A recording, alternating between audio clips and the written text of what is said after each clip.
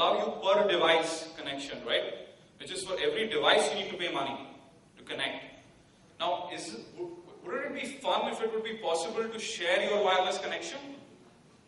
Right, you have one connection and all your devices piggyback on it. This is exactly why they created this feature, was to cater to personal area networks, or PAN.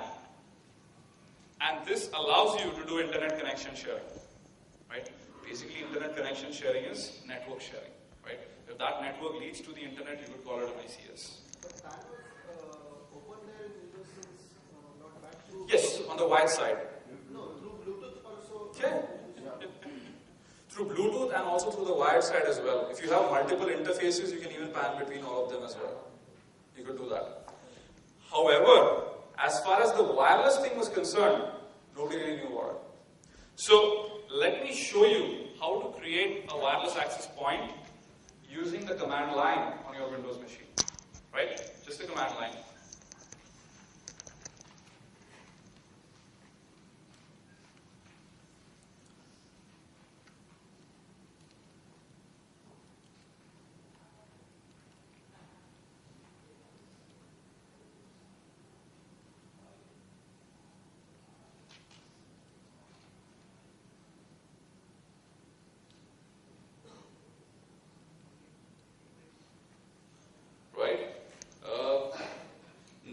WLAN set hosted network mode is equal to allow, SSID is equal to wicked network, blah blah blah. Now, quick question, did you get any pop-ups? Did you get like anything that said, hey, hosted network created? No. Any indication whatsoever? No. Okay. So, the hosted network is configured, it's still not enabled. Okay. Now, the way to enable it, show you via the slides first before I show you the demo so that you can have, okay, come to the driver support part. Now, the way to enable this, you have to add a second command, which is netsh wlan start hosted network, just as you would probably start a network service, right? So when you type this in, the hosted network actually starts.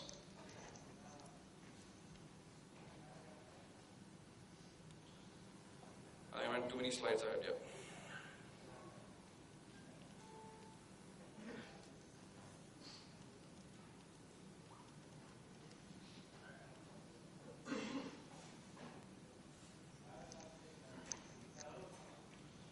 Right, now let me enable the Wi-Fi on my machine, which is like native Wi-Fi. Let's look at that. Probably people in the front or second row may see a new SSID if you have your mobile phone.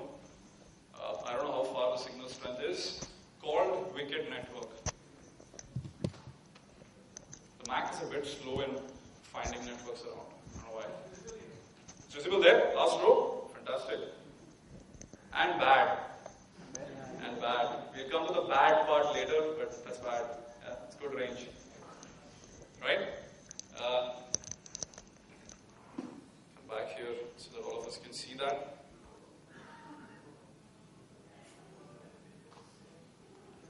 So, while this is refreshing,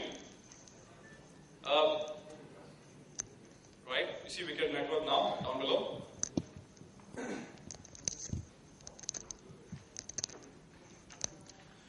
This is a WPA PSK access point, WPA 2 PSK, sorry.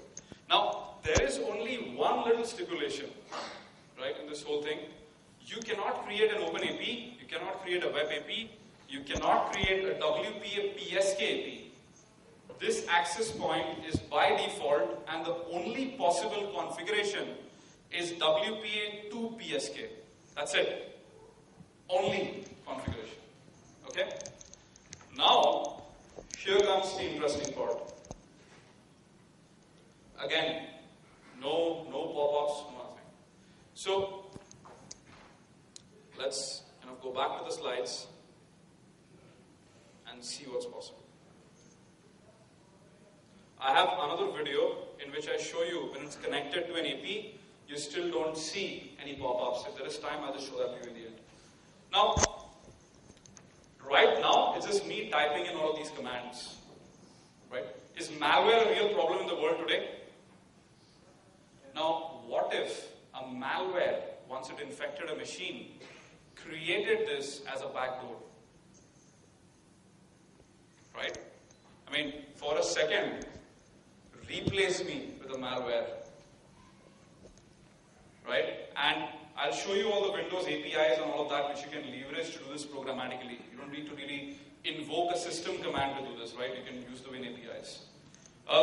So basically, what is really possible is a malware could create a backdoor using either a fixed key or, as people who've dealt with malware previously, something which can be derived using a quantity which may be available to both the hacker as well as the malware at the same time, like probably the MAC address of the computer once it kind of goes up in the air, or some hashing function. The exact details of how you would implement depends on what you want. Why is this stealthy? There is no message, there is no prompt, nothing is displayed. Now, let me ask you a quick question. How many of you know what rogue APs are? Okay, what's a rogue AP?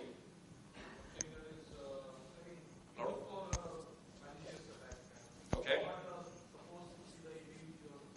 Okay, very good. So, in a typical enterprise, a rogue AP is actually an access point which an attacker or one of your employees may just bring in, plug it in. Right? Is that AP behind your firewall, IDSs and all that? Right? What does that mean? Anyone who's in RF range would have direct access to your network with a rogue AP. How many minutes? 10. Okay. So, she's not too afraid to answer.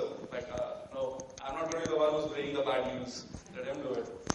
Right? So, rogue APs. Now, here is the interesting way you could plant rogue APs. In the US, there were a couple of cases about how rogue devices were being planted in corporate networks. What's the best way? If it's a large company. What is the best way you would use to plant a rogue AP? Yeah, that's a very broad term. Give me a little case study on it. Give me a little scenario-based hacking on it. Right? So, here's what happened. All large companies subcontract people who come and clean your premises, right? In the evening, after office hours and all of that. Most of the time, they aren't frisked and checked as much as they should be.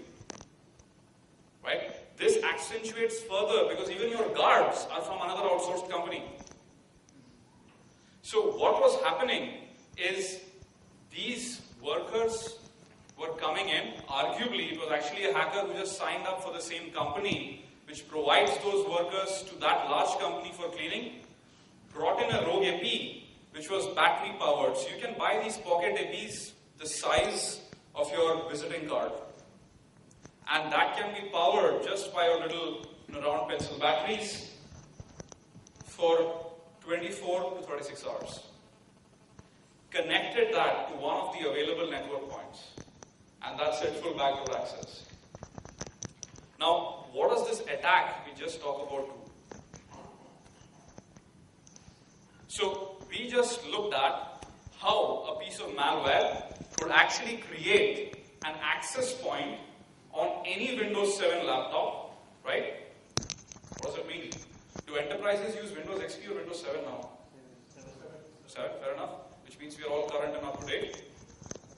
And this feature is being ported forward as well, which means it will be there in Windows 8 or 9 or 10 or whatever may come after that. So what could this feature actually do? This basically allows to convert every client running Windows 7 into a rogue access point, giving backdoor access once a malware infects it, right? Of course, that something has to infect it first. Best part, no extra hardware, which means cost savings for the hacker, right? And of course, there's a much more bigger advantage. Someone doing corporate espionage wouldn't be worried about a $50 access point, right? The best thing is, there is no physically visible device out there, right? It's part of the computer. Here's another advantage. Typically, when you backdoor a computer, how do you access it? both you and that computer would have to be on some public network, right? The internet or some intranet, and then you would have an IP level access to it, right? In this case, if you're within range, I mean, just a couple of feet away, if you're within range of the victim, you can actually have direct access using your own little private network, right? This allows you for a direct connection, which also means it is exceedingly difficult to track you. So, two steps. If you had used the wired side, at the very least, all of them, I know the hackers out there were like, hey, we'll use Tor and we'll use this and we'll use that. No, I can obfuscate my presence. I'm going to use 50 proxies. Fair enough. But at the very least, what someone can figure out is someone connected, right, with all the network logs. In this case, all you have is event logs on the host computer, which can be wiped out. Anyone used ever Metasploit clear EV, right? You can clear all the event logs. You can even programmatically do it actually. You don't need a Metasploit instance running to do that, right? Currently, no AVs, no anti-malware picks this up. Why? It's been out there. I've probably spoken about it for the last one or 2 months here. So why not? Even Microsoft is aware. I've talked to their PSRT. Anyone? Exactly. Very good.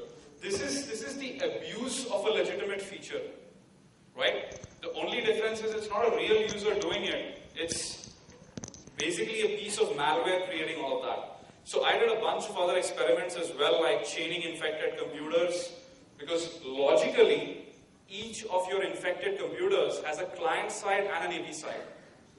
Could you chain the AV side of one to the client side of other and have like a little proxy hop connection between all of them? Yes. How reliable is the chain? Depends how further away these computers move from, right? I also tested and played around with P2P between all of this, which is self-discovery. I mean, your laptop is infected, mine is infected, his is infected. Is it possible for them to find each other in the same RF vicinity, right? By using some sort of signaling. There are some guys, from what I remember, I forget the name of the company, who also published some research about how to create covert channels on wireless. I forget the name of the company. Now, what did I do? I packaged all of this with Metasploit, right? And here is what happens now. I'll show you the demo. It's in the video. I have a piece of malware which is going to create the hosted network programmatically. It also has the server-side stage 1 for Metapredator all bundled into it. The moment I execute it, it creates the wicked hosted network, waits, listens to a port, right? Now, the hacker or the malware author connects to it because he can derive the key. Once he connects to it, he can connect to the backdoor, upload stage 2, have full Metapredator access. Since I've released it, there are around 5 or 6 Metapredator scripts floating out there. And from what I know, probably this month, which is December, this will be part of the Metasploit framework. Right? So you should be able to use this if you have Metasploit. 5 minutes? My clock says 10 to 5.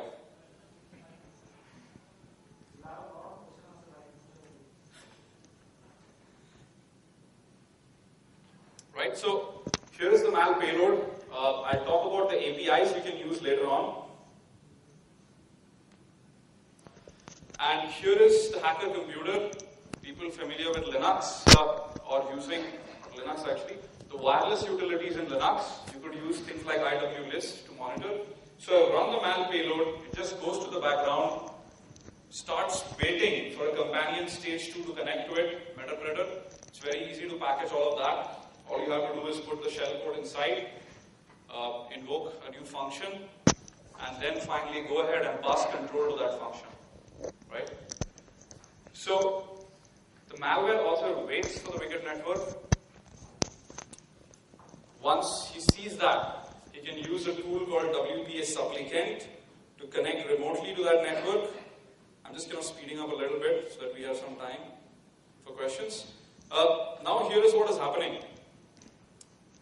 Or before that, it gets even better. the hosted network also ships with its own DHCP server.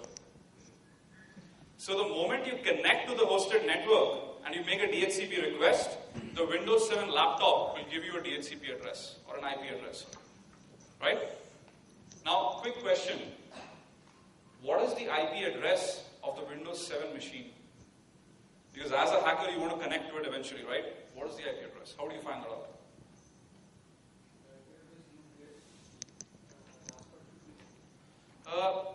You're absolutely on the right track, but not necessarily, right? The net mask could be different. But how do you find it out? Yeah? Fantastic. That's exactly what you meant. But the default gateway at times may not align with the LSP, right? It could be further back ahead depending on what you choose as a net mask. Now, what I'm doing is I've connected WPS applicant to the backdoor. It takes time. The moment, this will kind of fluctuate a little bit here. The moment we run DHCP client and we are connected, we get an IP address. Right? What I want to show is on the victim, there is nothing which is perceivable, and you can try this out once you're back home. The moment the connection succeeds, it says trying to associate. The moment it says control event connected, you should actually see I would get a little DHCP address.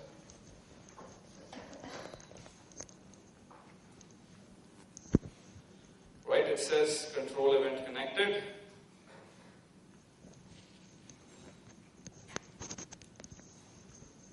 And there you go. And if I want to find out the Windows 7 client's IP address, all I dump is the routing table. Right? Now, people familiar with Metasploit, you know the rest of the story. Right? Not familiar, it's a fantastic tool. You should go download it. So, now what I do is upload stage 2 after the connection. You can do this part as you like. You can do a reverse connect, right? In which case, you cannot really rely on the DHCP. You would have to have a static IP address because reverse connect would do that. You could even have your own little stager, which does a bunch of other intelligent things. So, now what I've done is, we're sending stage 2, and that's it. Here's where we have backdoor access. Let me just go one step here. Okay, can't position it exactly, right? Okay, so we have a MetaPredator session. I just did a PS. People familiar with Metasploit, what I'm basically doing is, for those who haven't used it before, this is like a command line access on that remote Windows machine, right? And I'm just listing all the processes running remotely. Now, this basically means I'm on that system, probably have decent privileges. Now, if not the highest privilege, I would probably do a privilege escalation attack. Basically, just to kind of close the demo, what I would show you is killing the command.exe, which is just finding the command.exe's process ID, which is 1536. And if you kind of notice closely here, the moment I hit the kill command on 1536, the command.exe will disappear, right? People who are in there for the workshop tomorrow, we'll talk about this and a lot of things later, but yeah, this kills it. So this is right now packaged with Metasploit, might be out in the next release.